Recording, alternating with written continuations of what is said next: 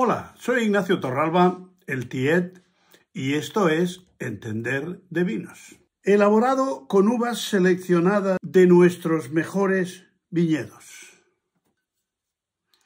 Es lo que pone la contraetiqueta de un vino que cuesta 4 euros.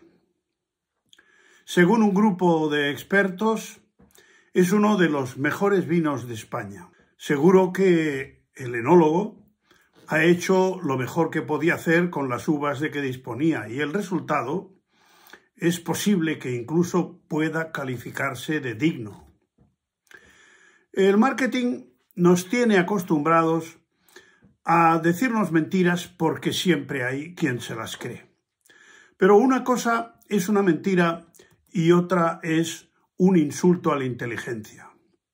Como la frase con la que he empezado, elaborado con uvas seleccionadas de nuestros mejores viñedos. Claro, es posible que hayan seleccionado las peores. Un libro puede ser un bodrio, pero con una bonita portada se vende. Esa portada es una mentira y con el vino pasa igual. Hacer una etiqueta bonita con un castillo rodeado de viñas cuesta igual que hacer una etiqueta sobria cuyo vino se vende porque quien lo conoce sabe lo que hay dentro de la botella. Cuando hablamos de vinos hay que distinguir entre términos objetivos y subjetivos.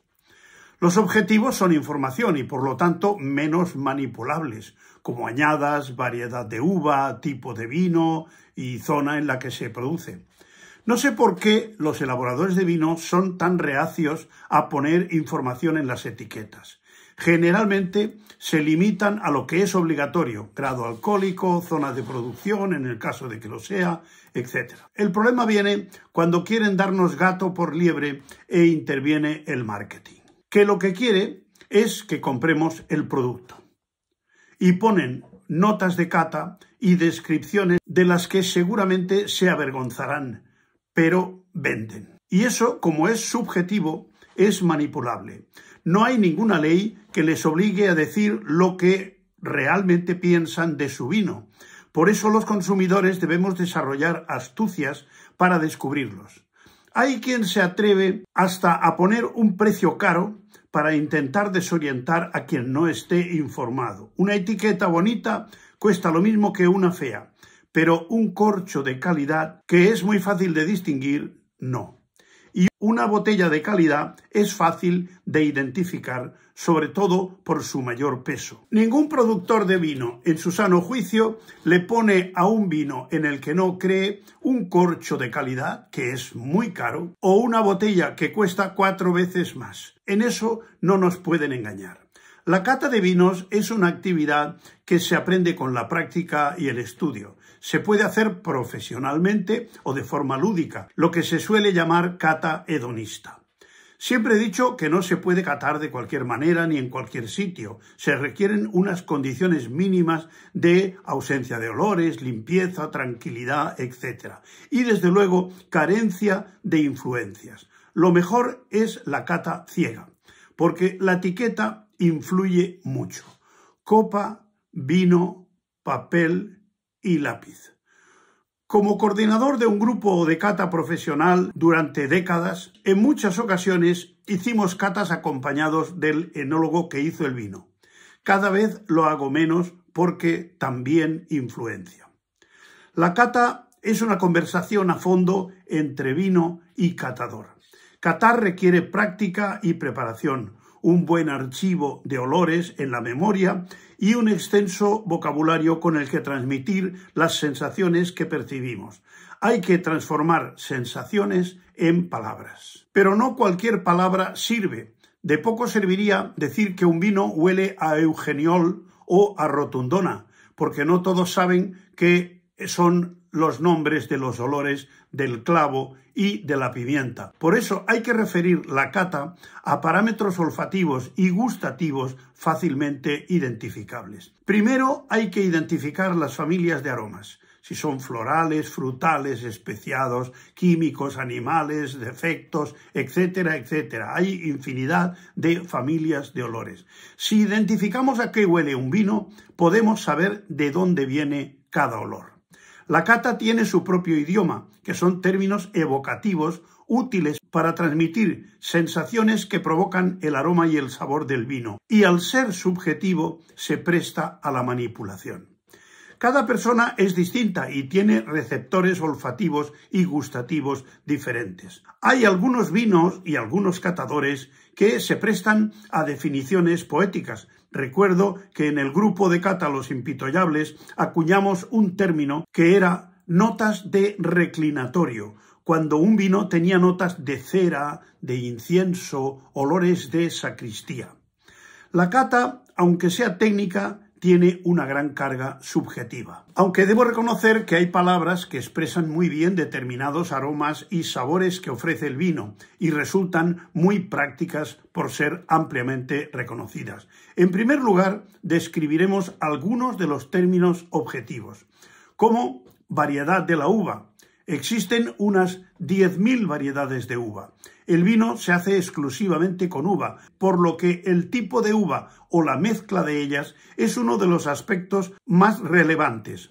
A veces se indican en la etiqueta, aunque con poca frecuencia porque no es obligatorio por ley. Seguramente todas las uvas son mutaciones de una uva primigenia que se ha ido modificando a lo largo de los siglos. Hace unos 50 años apareció espontáneamente un racimo de uvas blancas en una cepa de tempranillo y el agricultor que lo encontró lo llevó al consejo regulador, se reprodujo y ya existe un tempranillo blanco. Con una misma uva se pueden hacer vinos distintos, lo que nos lleva al concepto de tipos de vinificación. Con la misma uva podemos hacer vino blanco, vino rosado, tinto, espumoso, dulce, generoso, etc., que el elaborador puede decidir, como momento de la vendimia, tipo de prensado, levaduras que harán la fermentación, si se le da crianza o no y de qué tipo, y cada decisión que se tome tendrá influencia en el vino resultante según se vayan cometiendo errores o aciertos. Otro factor importante es el suelo y el clima.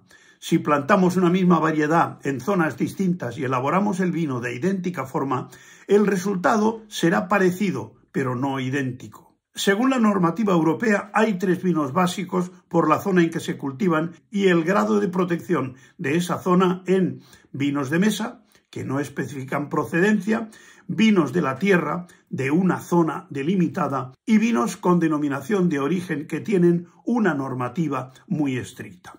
La denominación de origen se ha convertido en una de las características reconocidas y solicitadas. Pedimos un Rioja, un Ribera del Duero, aunque de por sí tampoco es una garantía. Hay vinos sin denominación de origen superiores a algunos que la tienen. Y dentro de una denominación de origen hay zonas concretas que son más valoradas que otras. Luego está la crianza del vino.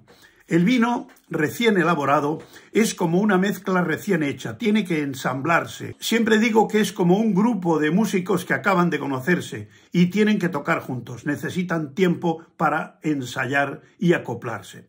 Durante el envejecimiento del vino se producen gran cantidad de reacciones químicas que van cambiando profundamente su composición y por lo tanto sus aromas y su sabor. La graduación alcohólica es otra de las características objetivas del vino que por ley aparecen en la etiqueta. Suelen estar entre los 10 y los 15 grados, aunque hay vinos especiales que por el grado de maduración pueden salirse por arriba o por abajo de estos límites. Luego hay una serie de términos subjetivos. La acidez, que aun siendo un parámetro medible mediante el pH, se convierte en subjetivo porque el vino puede tener acidez alta y no manifestarlo y viceversa. Y en una cata se suele manifestar si la acidez es escasa, fresca, equilibrada o agresiva. El ácido tartárico es el mayoritario, seguido del málico, y juntos representan el 90% de la acidez del vino. Y son esenciales para impedir el crecimiento de las bacterias indeseables durante la fermentación en la que se generan los ácidos succínico, acético y láctico. Ácidos y polifenoles equilibran la agresividad del alcohol y los 3 componen el llamado cuerpo del vino. Luego está la astringencia.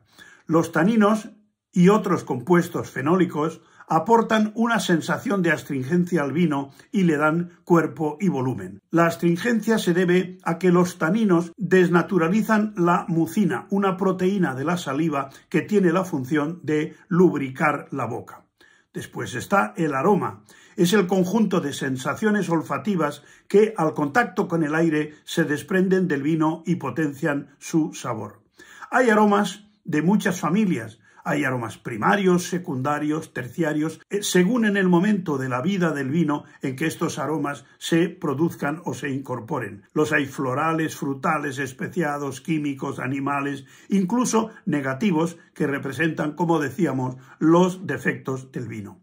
La definición de los aromas es tremendamente subjetiva y se requiere entrenamiento, práctica, memoria y vocabulario para definirlos. Gran parte de los sabores, el sentido del gusto es un sentido bastante austero, se manifiestan gracias al apoyo del sentido del olfato. Por eso, con catarro o congestión nasal es prácticamente imposible catar un vino. Y aunque el sentido del olfato es un sentido muy poderoso, realmente los vinos no están hechos para oler, están hechos para beber.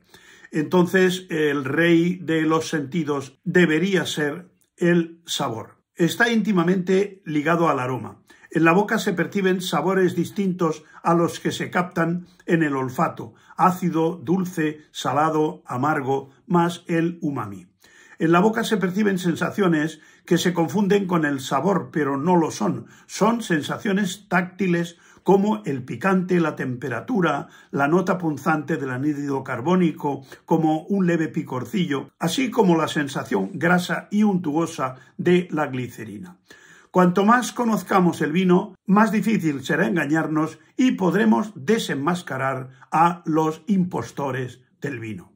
Decimos que un vino es equilibrado cuando tiene armonía y no destaca excesivamente ninguno de los parámetros que acabamos de mencionar. Con la práctica y una pequeña parte de estudio se adquiere la destreza necesaria para poder valorar el vino y a eso se le llama entender de vinos. Hasta otra.